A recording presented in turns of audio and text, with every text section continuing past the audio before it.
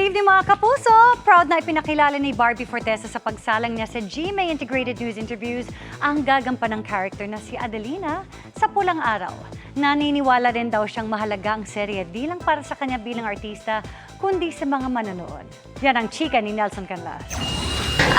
No Espanyol. Despacito. Matapos magpatawa at magpamulat sa mga mata bilang ang palabang si Clay sa Maria Clara at Ibarra.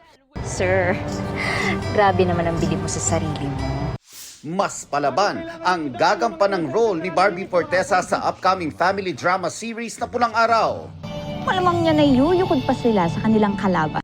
Sa muling pag-upo ni Barbie Fortesa sa GMA Integrated News Interviews, ipinakilala niya si Adelina de la Cruz na kabilang sa isang blended family in the time of war. Si Adelina de la Cruz ay half-sibling ni Teresita, played by Sania Lopez, and Eduardo, played by Alden Richards.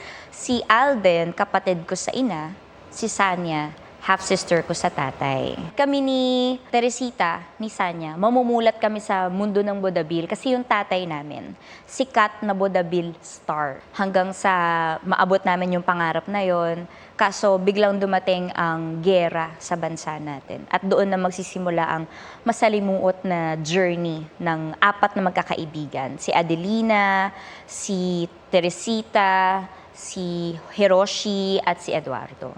Masalimuot daw ang kanyang ginagampanan sa serye. Bagay na naglabas kay Barbie sa kanyang comfort zone bilang isang artista. Ibang klase raw ang pag-level up na ginawa niya as Adelina.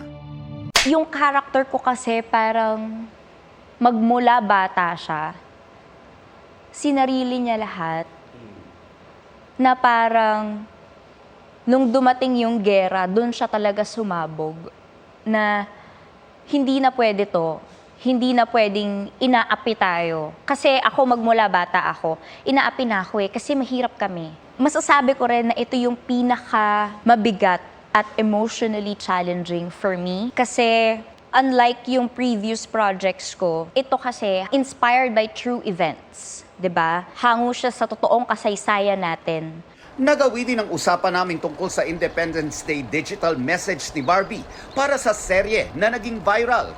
Emotionally charged ang video, puno ng pagmamahal para sa sinisinta, para sa magulang, at para sa bayang minsan ay mahirap mahalin. Andun din yung parang hopelessness, pero ayaw mong maniwala na wala ng pag-asa. So lalaban ka eh. Kahit talagang parang tingin mo wala ng pag-asa, lalaban ka pa rin. Naniniwala si Barbie na mahalaga ang Pulang Araw di lang para sa kanya bilang isang artista. Maganda ring makita ng mga manonood ang tunay na mensahe nito at kahalagahan ng proyekto para sa ating mga Pilipino.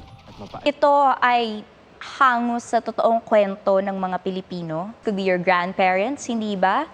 Kumbaga, this is very personal to all of us Filipinos. Sa mga social issues natin ngayon, pakiramdam ko itong isang proyekto na makakapagpabalik ng pagmamahal natin sa Pilipinas at sa ating kapwa Pilipino. Nelson Canlas, updated sa Showbiz Happenings.